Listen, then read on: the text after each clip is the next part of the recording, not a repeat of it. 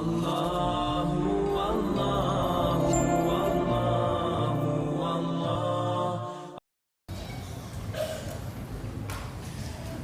seorang sahabat bernama Umair bin Hamam.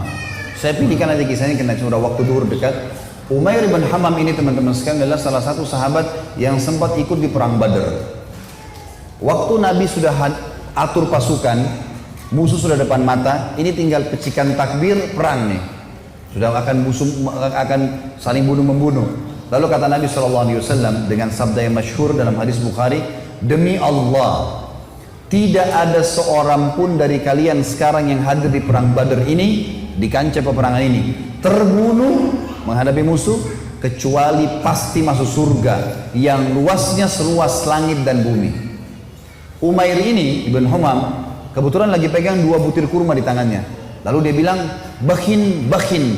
Bakhin itu indah sekali ya Rasulullah. Indah sekali, ulangin ya Rasulullah. Kata Nabi SAW, demi zat yang ubun-ubunku dalam agama, maksudnya demi Allah, tidak ada seorang pun dari kalian di sini yang terbunuh di kancah peperangan sekarang ini, perang Badar, kecuali pasti masuk surga yang luasnya seluas langit dan bumi. Umair mengatakan, bakhin, bakhin, dengan semangat dia. Maka kata Nabi SAW, katakan Nabi, kenapa Umair? Kenapa kau bilang bakhin, bakhin? Maksudnya indah sekali ya Rasulullah. Kata Umair, ya Rasulullah, aku tinggal masuk ke medan perang ini, dibunuh oleh mereka orang-orang kafir ini, masuk surga tanpa hisab, seluas langit dan bumi. Kata Nabi SAW, iya. Kata Umair, itulah sebabnya saya mengatakan bakhin ya Rasulullah, saya akan kejar tuh. Baik, Umair ini rupanya dia manggil kurma, dia kunyah nih, sudah mulai percikan tangan, Allahu Akbar, sudah mau saling nyerang nih. Umair makan dulu kurmanya, ada 2 butir kurma. Waktu dia lagi makan, dia bilang, wahai Umair, sesungguhnya kalau kau habiskan kurmamu ini, masih lama kamu dapat surga. Dibuang sama dia maju berperang sampai terbunuh mati syahid. Lihat heroiknya sahabat ya, bagaimana mereka langsung menyambut apa yang disampaikan Allah dan Rasulnya. Kisah yang unik adalah kisah 2 orang yang bernama anak muda ini, Mu'adz dan adiknya Auf bin Afra. Ini teman-teman, Mu'adz ini umurnya 16 tahun, adiknya Auf namanya, ini umurnya 15 tahun.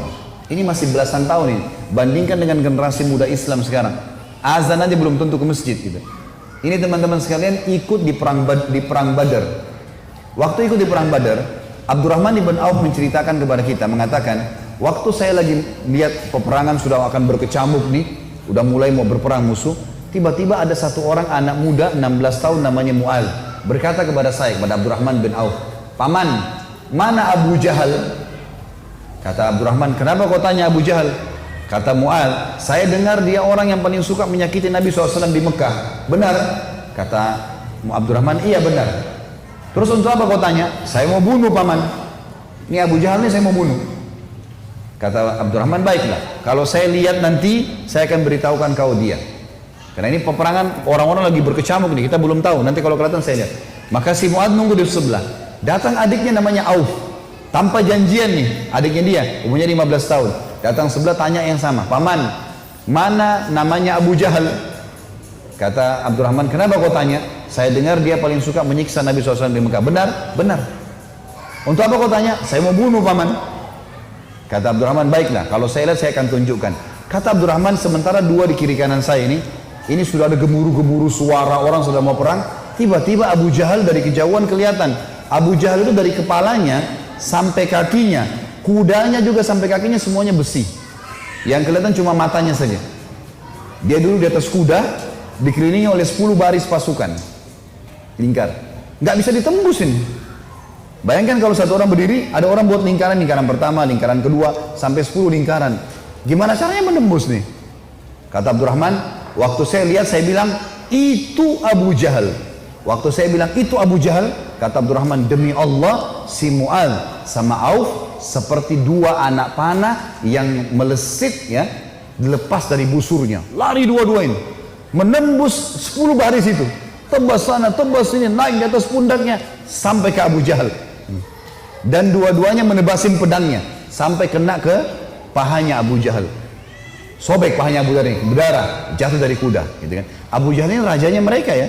Rajanya orang-orang Mekah waktu itu. Dan kalau ini kalah, ini mati, berbubar semua di pasukan. Yang terjadi teman-teman sekalian, si Auf, si adik ini 15 tahun, dikeroyoki oleh pengawal-pengawalnya Abu Jahal, mati syahid.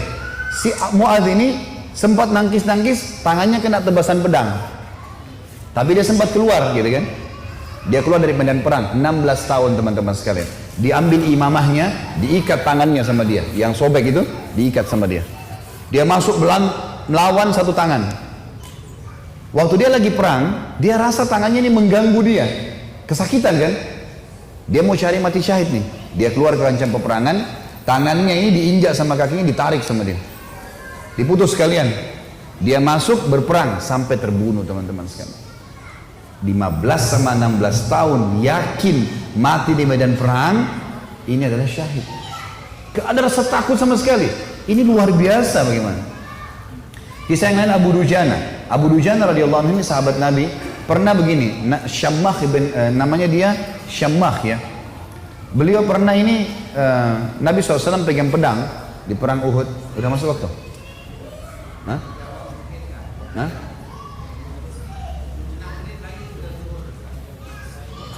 Terus? Maksudnya mau pertanyaan? Butuh tanya jawab atau materi nih? Nah? Kalau saya sih lebih fokus ke materi ya. Lanjut saja ya. Iya, lebih baik kalau antum pulang bawa ilmunya mungkin lebih bermanfaat daripada ada pertanyaan. Insya Allah kalau ada waktu lain, kalau enggak ini. Baiklah, Syammah ibn Harith ini radhiyallahu anhu, beliau pernah teman-teman sekalian Nabi SAW henuskan pedang di perang Uhud, lalu beliau berkata, siapa yang mau memberikan haknya Allah dan Rasulnya di pedang ini? Maka Hamzah berdiri mengatakan, saya Rasulullah. Nabi SAW tarik, nggak dikasih sama dia. Kemudian Nabi bilang lagi, siapa yang akan memberikan haknya Allah dan Rasul di pedang ini? Ali bin Abi Thalib berdiri, mau pegang. Nabi SAW tarik. Hamzah dan Ali ini terkenal pejuang kesatria Islam yang kuat gitu kan. Nabi nggak kasih.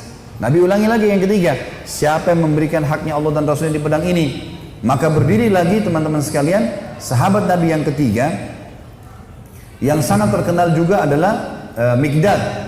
Mikdad ini terkenal, Umar bin Khattab jadikan dia seperti kekuatan 1000 orang. Saya Rasulullah, Nabi SAW tarik, nggak dikasih. Nabi ulangi yang keempat kali. Siapa yang memberikan hak dan Rasulullah di pedang ini? Maka Abu Dujana ini, Syammah ini berdiri mengatakannya, Rasulullah, apa haknya Allah dan Rasulnya di pedang itu? Maka kata Nabi SAW, engkau mengambilnya dan engkau menghantamkan ke musuhmu. Pakai perang ini sampai pedang ini bengkok. Kata Syammah, baik Rasulullah, saya akan berikan haknya. Kasih ke saya pedang itu. Maka Nabi SAW pun memberikan pedang itu. Karena Nabi SAW ingin sahabat ini bertanya dulu apa haknya Allah Rasulullah di pedang itu. Maka diambil oleh Abu Dujana. Lalu Abu Dujana ini memegang pedangnya. Lalu imamahnya tadinya warna merah, warna hitam, diganti warna merah sama dia. Zaman itu kalau pakai imamah merah berarti mau mati gitu. Dipakai warna merah sama dia. Pedang itu dipakai, dipegang di dadahnya sambil dia mengayun-ayunkan pedang itu di hadapan musuh orang Quraisy di perang Uhud ya. Belum perang ini. Lalu Nabi SAW lihat, Nabi mengatakan